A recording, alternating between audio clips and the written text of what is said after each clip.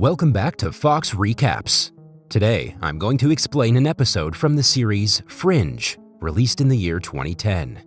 The episode opens up with Milo Stanfield, a young man who seems to be suffering from autism. He can be seen observing a lady entering a florist's shop and buying some flowers.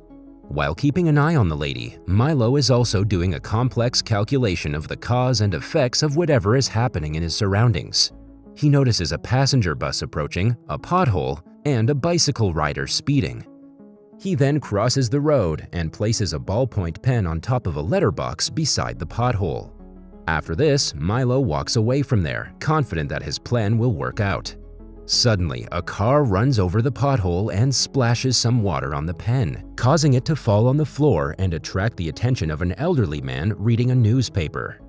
When the man bends down to pick up the pen, the speeding bicycle rider tries to avert his direction, causing him to strike the letterbox and fall on the fruit shop nearby. In no time, there is chaos, and fruits are scattered all over the footpath. The lady also notices this, but she continues on her way and begins crossing the road. Because of the commotion going around, the passenger bus driver gets distracted and drives past the red light. Unfortunately, he hits the lady crossing the road and kills her instantly. Milo then walks away from there, believing that everything worked according to his plan. In the next scene, the main character, Olivia Dunham, is introduced. Olivia is an FBI special agent who serves on a U.S. multi-agency task team called FRINGE. She works for the FRINGE division of the Department of Homeland Security, which deals with paranormal occurrences that are connected to experimental phenomena. Olivia seems to be returning to her office after a head injury. As soon as she enters, she's greeted by another FRINGE officer, Charlie. Charlie is the supervisor of the team, who leads the FRINGE officers during the investigation and also provides his team members with all the required materials. Meanwhile, the director of the agency, Walter Nate, can be seen discussing with one of the lab assistants, Philip Broyles.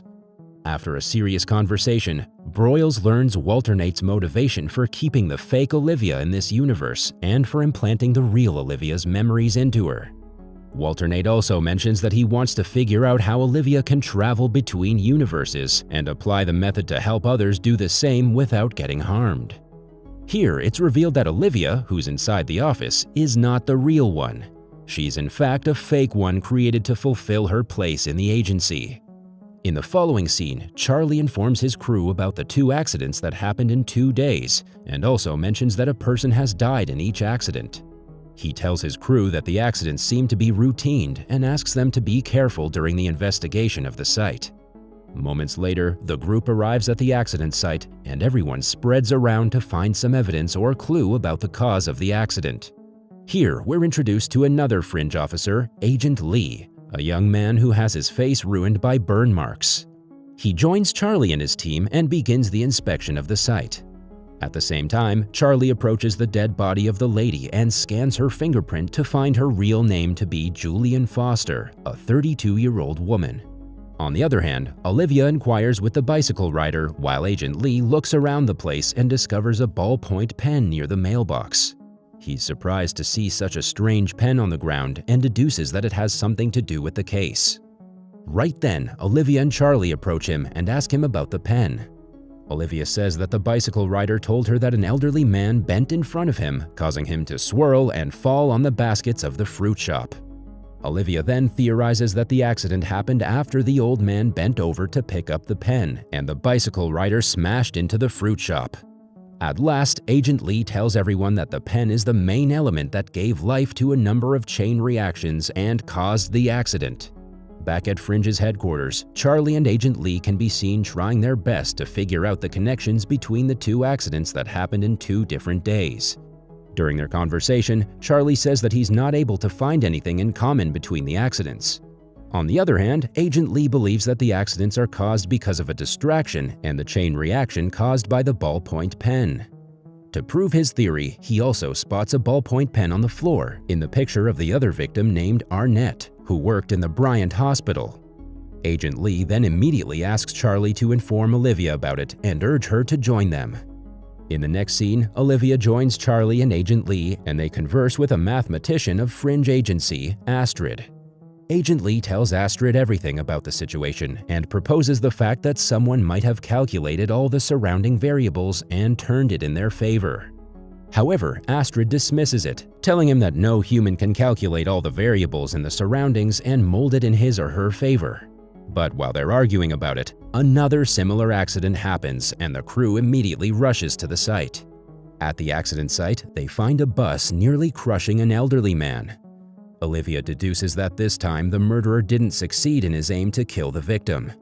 In the meantime, Charlie speaks with the bus passengers and finds out that a dog ran on the road, distracting the driver and causing an accident. Meanwhile, when Olivia suggests an injured woman to stay idle, she notices a ballpoint pen, similar to that of the previous cases. She then gets to know that the murderer is nearby them and that the commotion is not over. On looking around, she spots Milo watching them from an overhead bridge. Following Milo's calculations, a bus approaches from behind and hits another man trying to cross the road.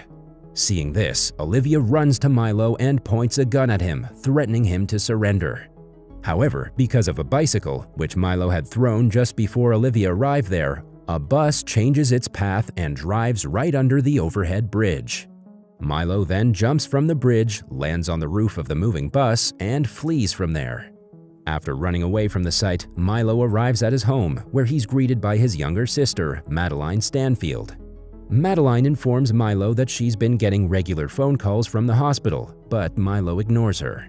Rather, he mentions that he's already studied Madeline's patterns and can easily predict her actions. As proof, he completes her sentences and feels superior until Madeline shows him a horse toy that his mom gave him before she died. Seeing the horse, Milo does not speak for a while and walks away, despite Madeline trying her best to stop him. In the next scene, Agent Lee is brought to the hospital for his regular skin checkup.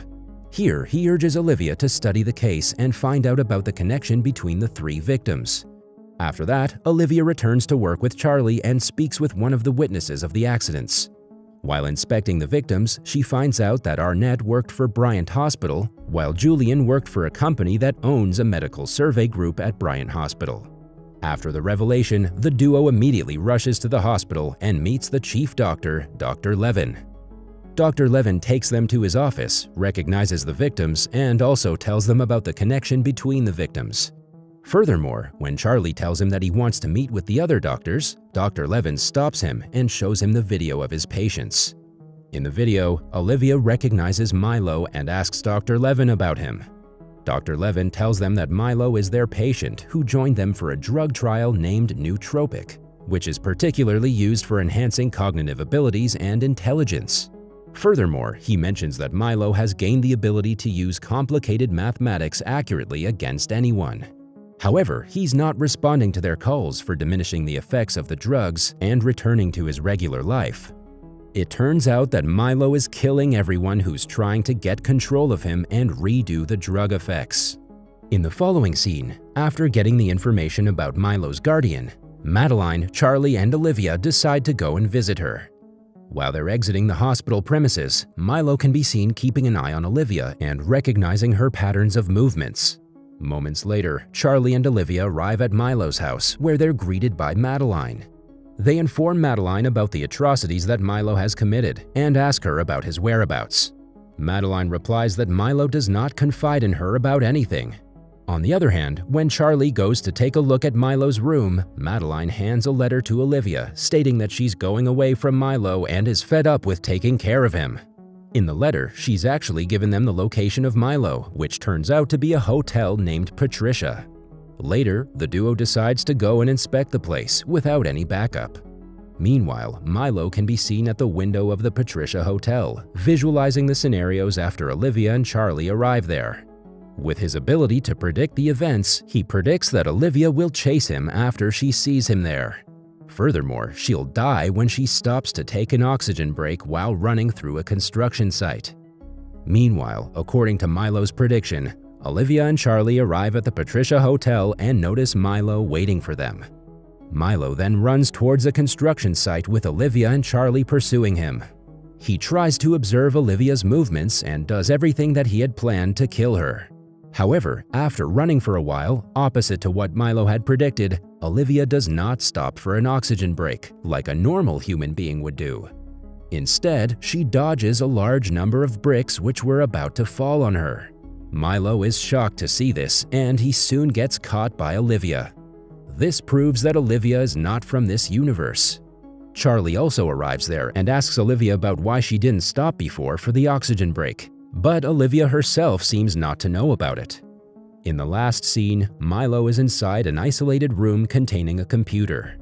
The doctor informs Olivia and Madeline that Milo's brain has become so advanced that no human can comprehend his thoughts other than a computer. That was all from the video. I hope you liked it. Subscribe for more content like this and hit the like button to help us out. Also, leave a comment if you want us to recap your favorite movie. Until next time, take care.